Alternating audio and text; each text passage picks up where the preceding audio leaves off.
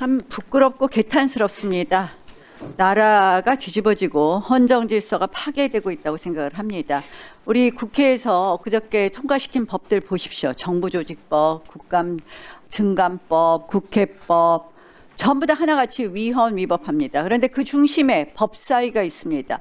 법사위는 또 그 진행에 있어서도 안타깝지만 4명 의원 앉아 있는데 3명의 의원들에게 퇴장을 명하고 질서유지권을 직권의 사실을 남용해서 발동하고 이렇게 해서 오늘 청문회 요구서도 어떻게 제출됐습니까? 어떻게 통과됐습니까? 협의라는 절차가 있었나요? 우리가 검찰 해체 청문회 하는데 불쑥 청문회 요청서 제출해서 이렇게 통과시키고 오늘 청문회가 이루어졌습니다. 저는 사실은 이 청문회 자체도 도대체 있을 수 없는 청문회다. 오죽했으면 대법원장이 불출석 사유서가 아니라 의견서를 냈겠습니까? 헌법 103조 위반이고 법원조직법 65조 합의는 공개할 수 없다는 법원조직법 65조 위반이고 그리고 국정감사 및 증언에 관한 법률 제8조 위반입니다.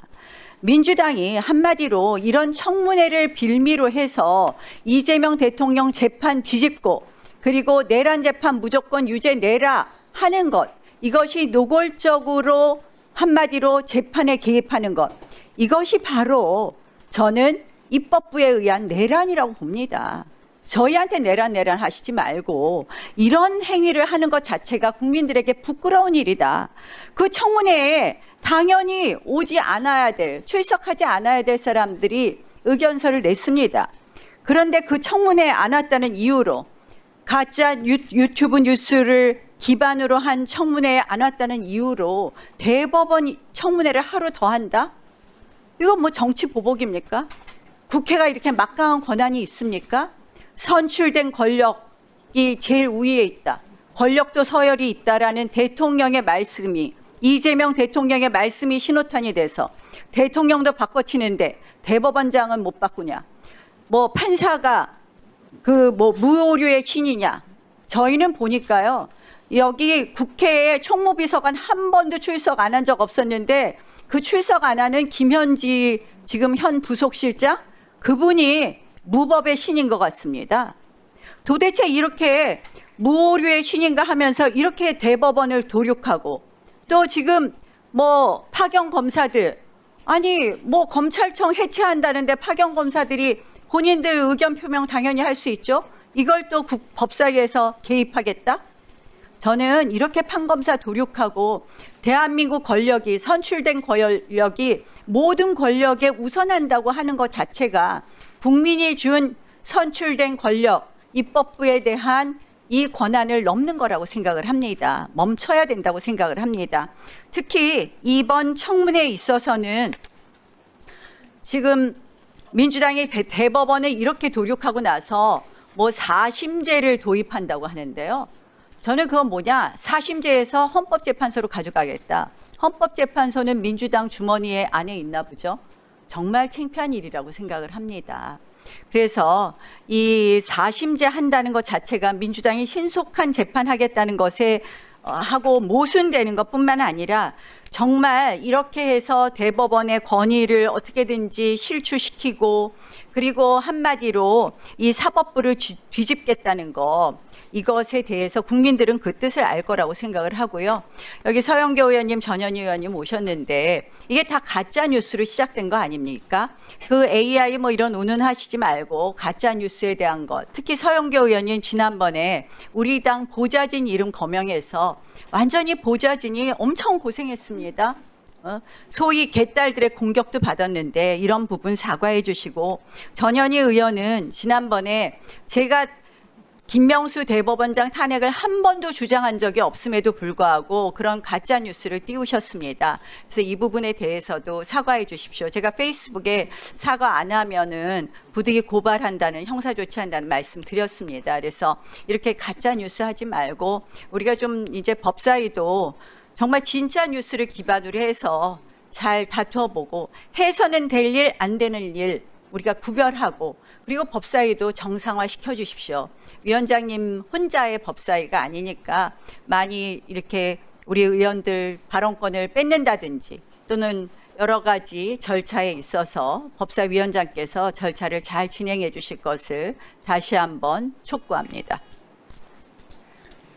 네, 서영교 의원님.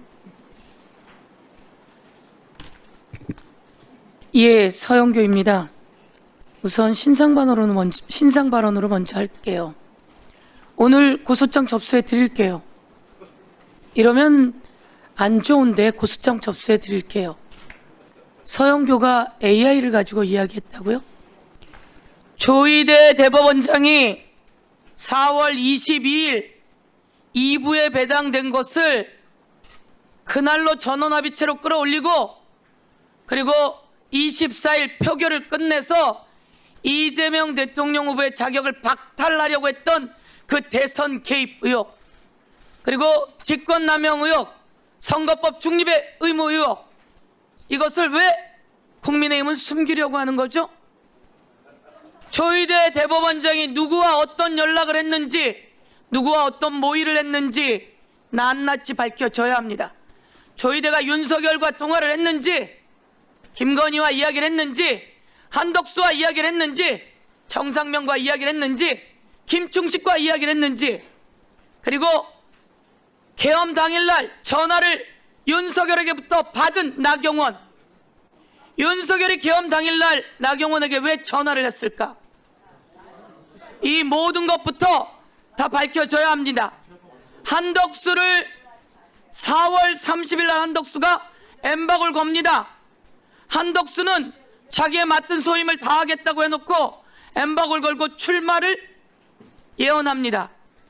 그리고 5월 1일 날 파기환송이 나고 5월 1일 4시 한덕수가 사직합니다. 그리고 국민의힘 의원들이 한덕수를 대통령 후보로 만들려고 온갖 발악들을 하죠. 그 과정에서 한덕수와 국민의힘은 무슨 전화 통화를 했는지, 어떻게 만나고 무슨 모임을 했는지, 그리고 조희대가 5월 1일 3시에 파기환송하는 그 시간을 어떻게 알고 한덕수 4시에 사직했는지, 그리고 전날 어떻게 엠박을 걸었는지, 이 과정에서 윤석열, 김건희, 쌍권, 그리고 윤석열이 전화한 나경원 등 모두 다 의혹 아닙니까? 저는 낱낱이 밝혀져야 된다고 생각합니다. 그래서 이 부분에 대해서 우리가 청문회 하자고 했던 거 아닙니까? 꼴리는 게 없으면 나왔어야죠. 꼴리는 게 없으면 나왔어야죠. 조희대 대법원장 취임하던 날 이야기한 겁니다. 한 건이 사법부의 신뢰를 통째로 무너뜨리게 할 수도 있다는 것을 반드시 명심해야 합니다.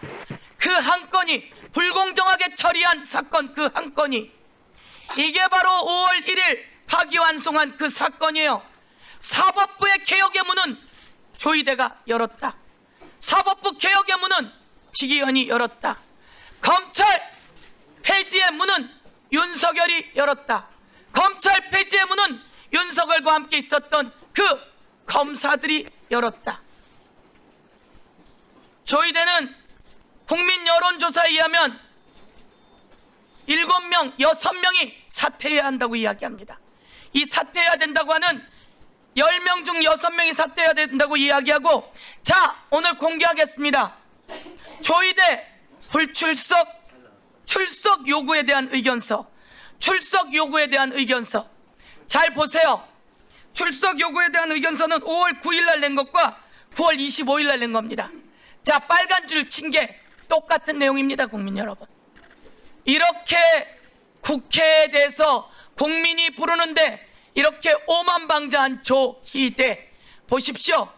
최근 지난 5월 요것만 달라지고 똑같습니다. 이게 바로 조희대가 복붙한 그 출석의 요구에 대한 의견서입니다. 불출석 사유서도 정당해야 불출석 사유서가 인정되는 것인데, 이 불출석 사유서도 아니고 출석 요구에 대한 의견서라며 불출석 이야기를 합니다. 이것이 올바른가요? 불출석이 사유가 제대로 되지 않으면 법적 처벌 있다는 거 알고 있죠? 맞아, 한 번 더. 우리는 그래서 현장에 가야 합니다. 조희대가 도대체 무슨 일을 벌였고 어떤 일을 했는지 우리가 조희대 일정을 요구했어요. 일정을 요구했는데 이 조희대 자기 일정을 보내면서 5월 1일 날 파기환송한 것도 안 넣어 갖고 왔어요. 그리고 4월 24일 날 표결한 것도 안 넣어 갖고 왔어요.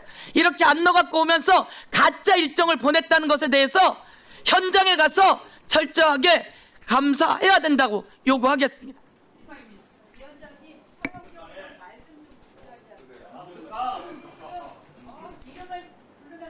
다음